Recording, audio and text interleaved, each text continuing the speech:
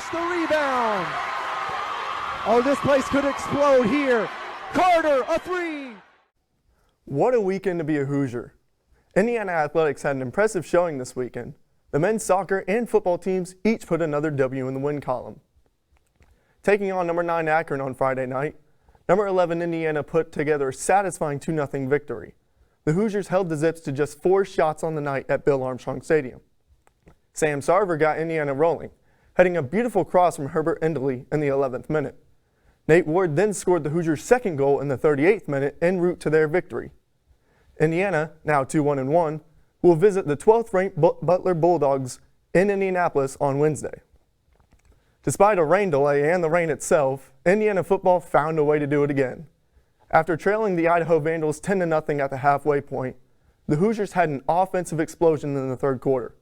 A QB sneak by Donovan McCauley, safety, 43-yard touchdown pass from Bazlak to A.J. Barner, and a 26-yard pass to D.J. Matthews capped off the 23-point quarter.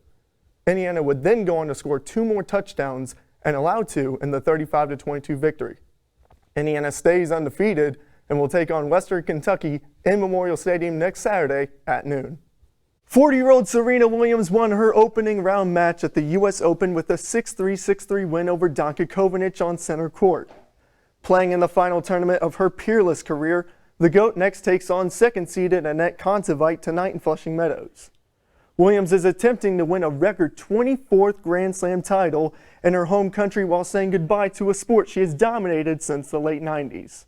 Big Ten football, loaded conference, great teams, bunch of schools. But let's start with the East. We saw Michigan in the playoffs last year, Ohio State dominating, a lot of teams with high expectations. So I want to know some top 3 predictions for this season, Hayden. Yeah, Gwen, like you said, the Big Ten East is a loaded conference. They're 20-1 so far this year, only loss coming from Michigan State to Washington last week. Similarly to last year, my top 3 pans out around how it was with the exception of one team. Number 1, I got the Ohio State Buckeyes. They are a dominant team. Number 3 in the nation, my pick to win the College Football National Championship. And then coming up right after them is the Michigan Wolverines. They're one spot right behind Ohio State, and they have a top 2 defense in the nation so far.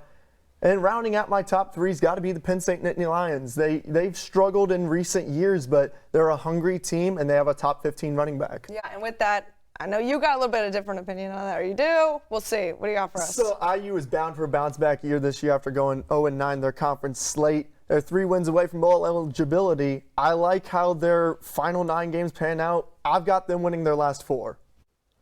In a shocking turn of events, former Louisville Cardinal Donovan Mitchell was recently traded from the Utah Jazz to the Cleveland Cavaliers.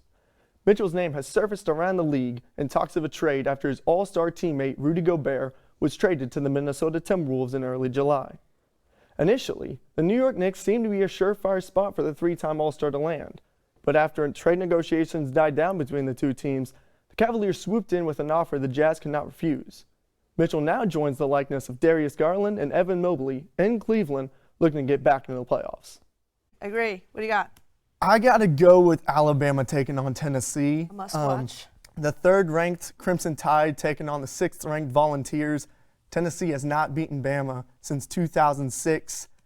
And I got to say, I think this is the year for Knoxville. I got Tennessee beating Alabama 35-28, and those goalposts in Knoxville should be scared. Whoa.